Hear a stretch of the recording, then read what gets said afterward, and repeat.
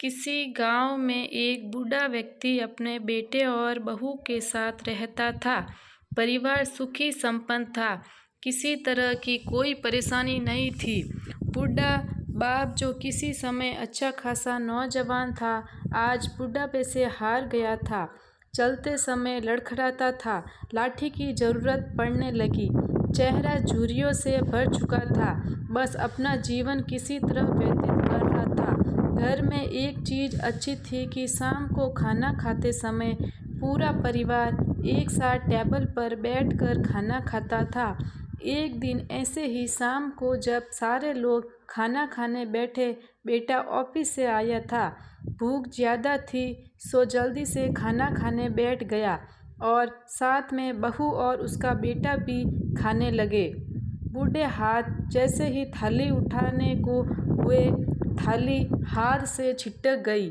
थोड़ी दाल टेबल पे गिर गई।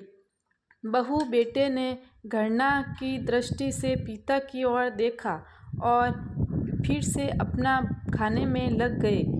बूढ़े पिता ने जैसे ही अपने हिलते हाथों से खाना खाना शुरू किया तो खाना कभी कपड़ों पे गिरता, कभी ज़मीन पर। बहू चिढ़ते हुए कहा, हे राम, कितनी गंदी तरह से खाते हैं। मन करता है इनकी थाली किसी अलग कोने में लगवा देते हैं।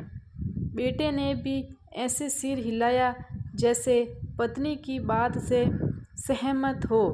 उनका बेटा यह सब मासूमियत से देख रहा था। अगले दिन पिता की थाली उस टेबल से हटाकर एक कोने में लगवा दी गई। पिता की डबडबाती आंखें सब कुछ देखते हुए भी कुछ बोल नहीं पा रही थी। बूढ़ा पिता रोज की तरह खाना खाने लगा। खाना कभी इधर गिरता, कभी उधर। छोटा बच्चा अपना खाना छोड़कर लगातार अपने दादा की तरफ देख रहा था। माँ ने पूछा, क्या हुआ बेटे, तुम दादाजी की तरफ क्या देख रहे हो और खाना क्यों नहीं खा रहे? बच्चा बड़ी मासूमियत से बोला, माँ, मैं सीख रहा हूँ कि बड़ों के साथ कैसा व्यवहार करना चाहिए। जब मैं बड़ा हो जाऊँगा और आप लोग बूढ़े हो जाओगे तो मैं भी आपको इसी तरह कोने में खाना खिलाया करूँगा। बच्चे के मुंह से ऐसा सुनते ही बेटे और बहू दोनों काँप उठे। शायद बच्चे की बात उनके मन में बैठ गई थी, क्योंकि बच्चा ने मासूमियत के साथ एक बहुत बड़ा सबक दोनों लोगों को दिया था। बेटे ने जल्दी से आगे बढ़कर पिता को उठाया और वापस टेबल पे खाने के लिए बिठाया और बहू भी भागकर पानी का गिलास लेकर आई कि पिताजी को कोई तकलीफ ना हो।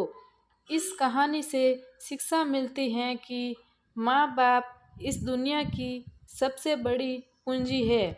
आप समाज में कितनी भी इज्जत कमा ले या कितना भी धन इकट्ठा कर ले, लेकिन माँ बाप से बड़ा धन दुनिया में कोई नहीं है।